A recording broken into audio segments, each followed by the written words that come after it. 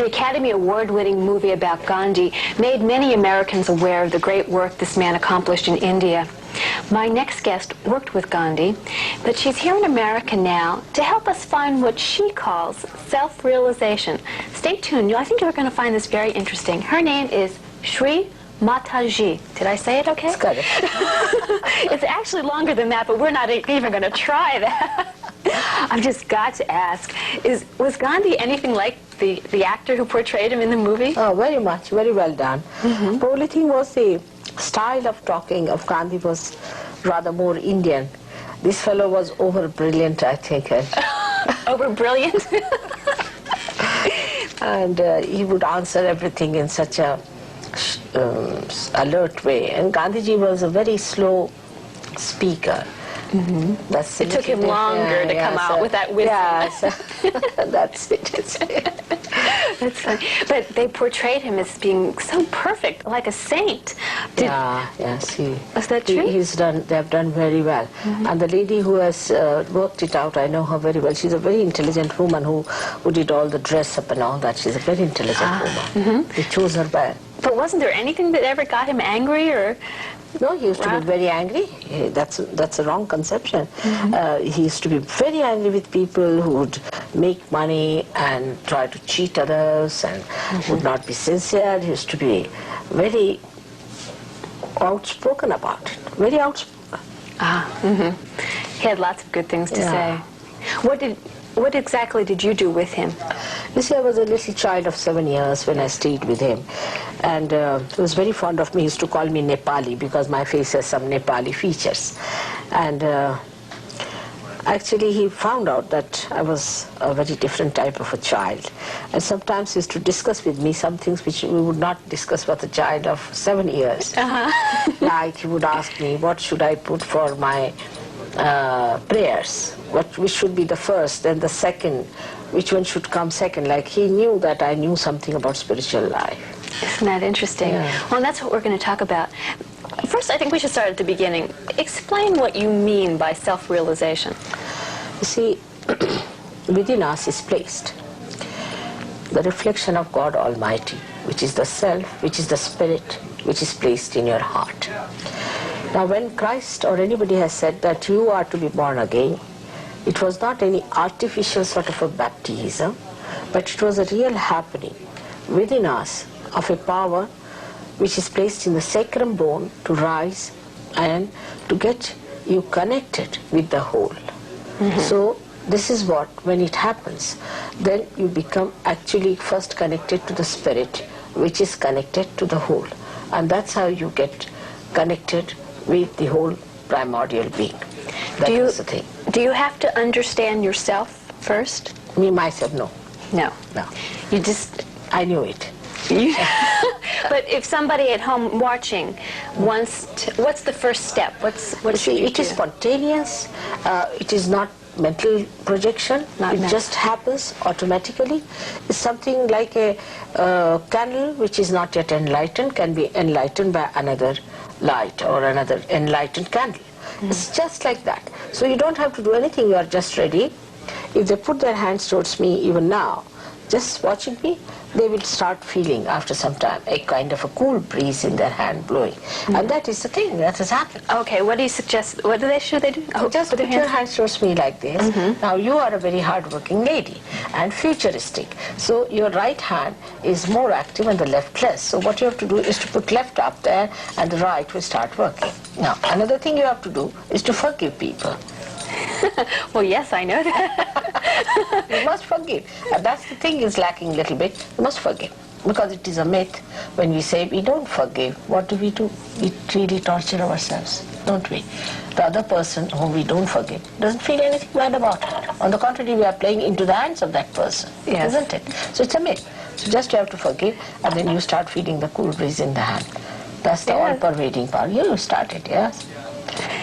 And people at home, what will they feel? They would also feel the same way. They'll also feel the cool breeze coming out of their heads. That's what happened.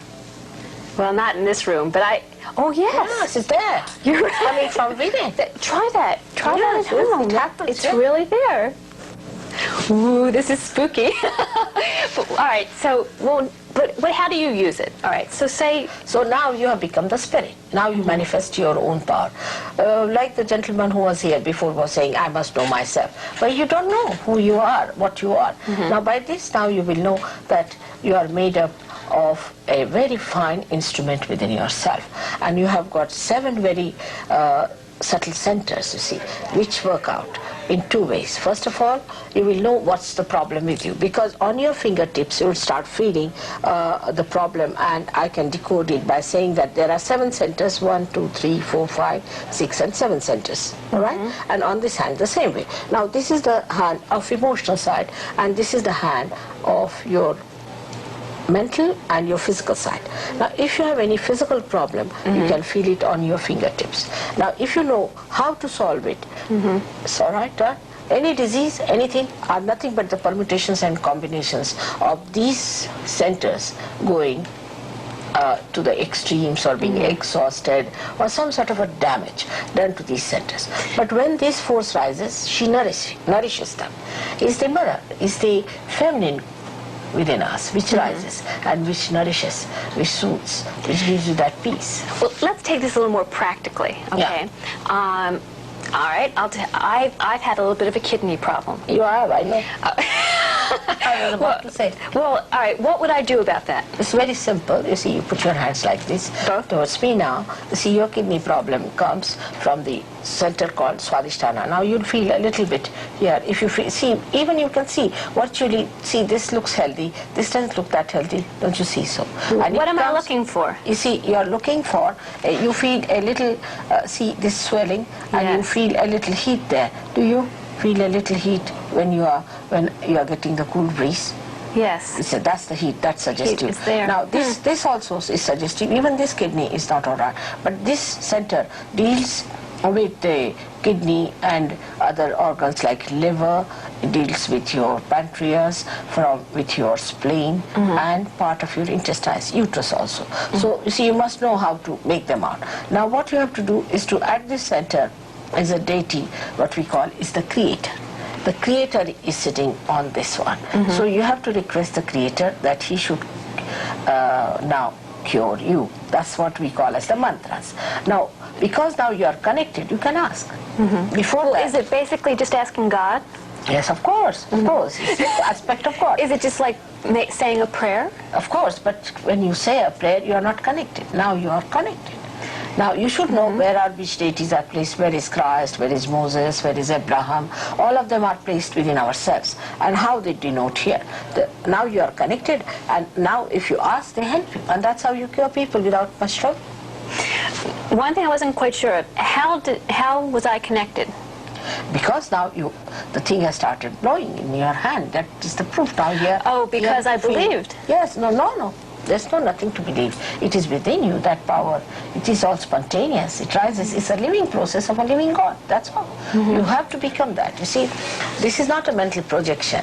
Like now the women think that if they become the men, they'll be all right. And men think they have to become the women. It's all pendulum moving like this. Actually, in your spiritual ascent, you move spirally. At a higher level, you come up. And that higher level is where you become the spirit.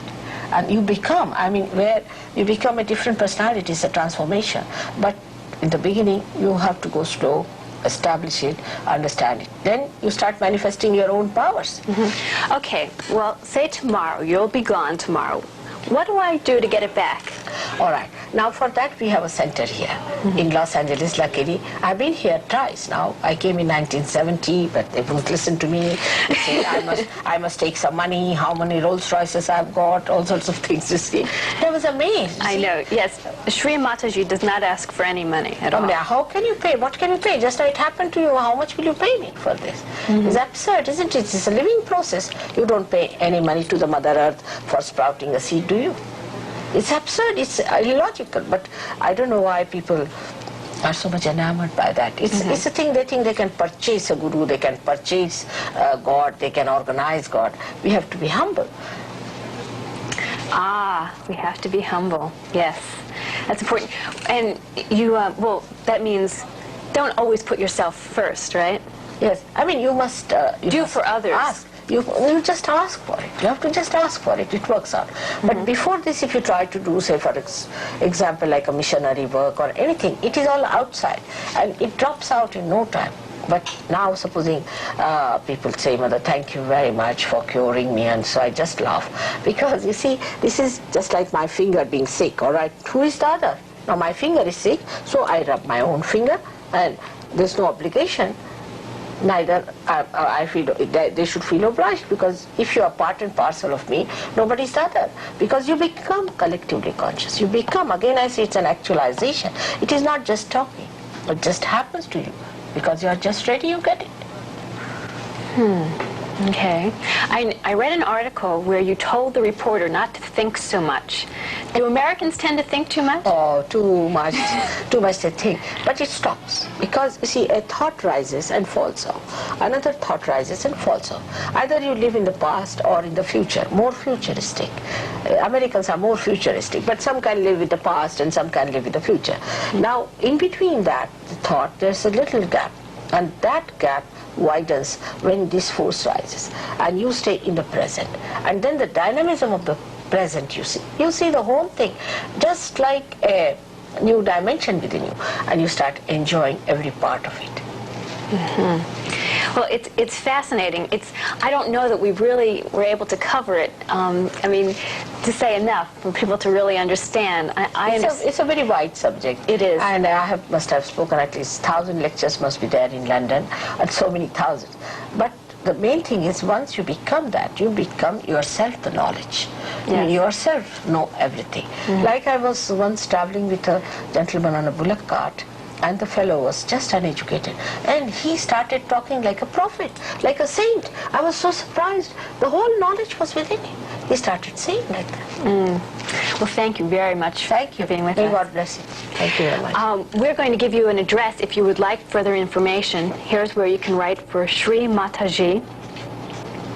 It's a rather interesting concept to think that we have a lot of power within ourselves to heal ourselves and to solve our own problems, and I think that's basically, what we were saying here. But thanks so much for being with us tonight. Remember, until next time, the only real success is living the life which you've imagined. Good night.